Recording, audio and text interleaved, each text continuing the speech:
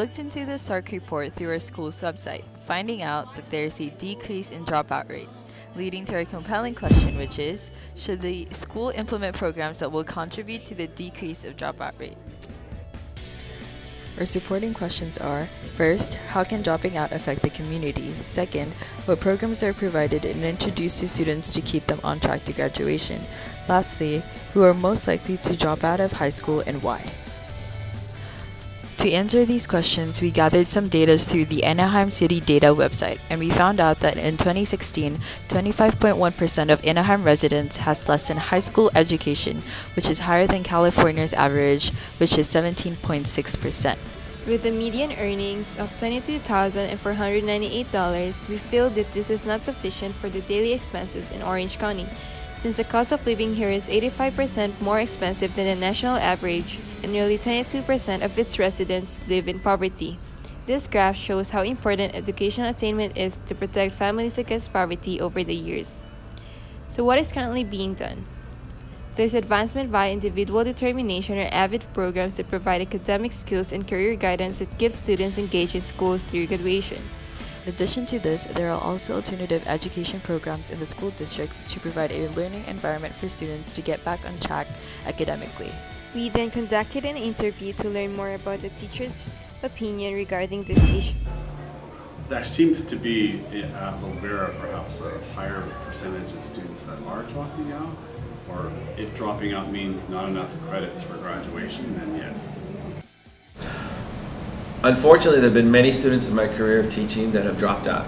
I've been teaching high school for 20 years, and I worked at St. Anna College. Things and like the common kid that drops out. Number one, they just lack the self-motivation, the self-drive to want to make a goal and work hard to achieve the goal. And sometimes it's the student's fault; they're just being bad, and they're not working at their best. Sometimes it's beyond the child's fault. Sometimes it's the dynamic at home. Maybe they don't get along with their parents, or maybe they do get along with their parents, but they're just going through growth spurts and they're very moody. Or sometimes there's some really tough things taking place at home that make it difficult for the child to finish the work. So that's probably. Usually what happens is they don't show up for school, right? And then it just, progresses from there. And then eventually they get transferred to, alternative ed, and they go from there. Eventually they drop out of there. But I've had some that would just drop out straight from here, but they have to be 18 to be able to just drop out on their own. Okay, this from happening? Yes, I think there definitely can be changes. Alternative educational systems, working with a mentor teacher and getting students out of the traditional classroom situation might be better for certain students. And also perhaps having students not on a diploma track, but maybe on a career path, one that teaches them a trade or an occupation instead of actually giving them a diploma. Prevent this from happening.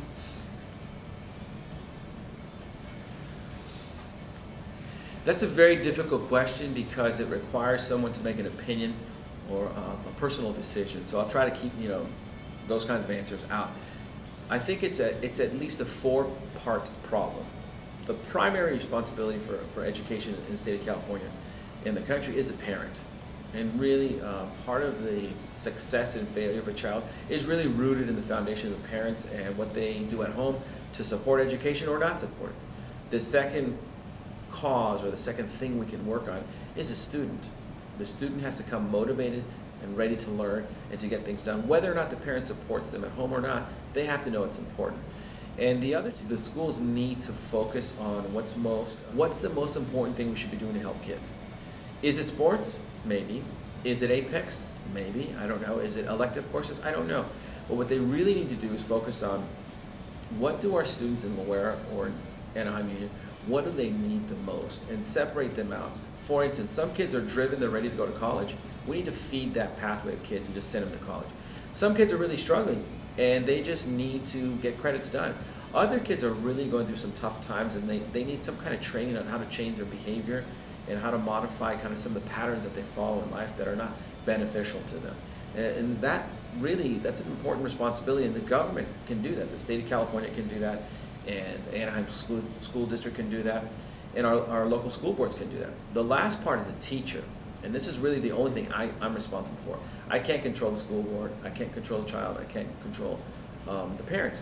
The only thing I can do is prepare every day as best I can and have a plan for what we're doing that day, that week, that month, and that quarter, and that semester, and do the best I can to lay out almost like, then lastly I'll say this, if the school district, the teacher, the parents, and the students, all four of them get together, they can make some significant changes to public school, some radical changes, some unique ways of teaching that I think would benefit the kids in the school district. Nicole and I created a post on Facebook and Twitter about this issue and asked our friends about their knowledge and opinions on dropping out.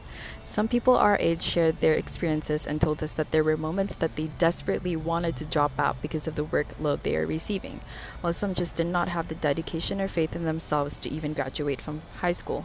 Another friend of ours shared that when he was in high school, he was not a very good student, but somehow he realized that there is much more he can accomplish than the struggles he was experiencing during that time. By posting on social media, we learned that dropping out is a major problem and a personal choice for some. And lastly, in 2014, Orange County United Way launched Phase 2024, which is a 10-year collaborative community-wide action plan to change the future for the next generation of our residents.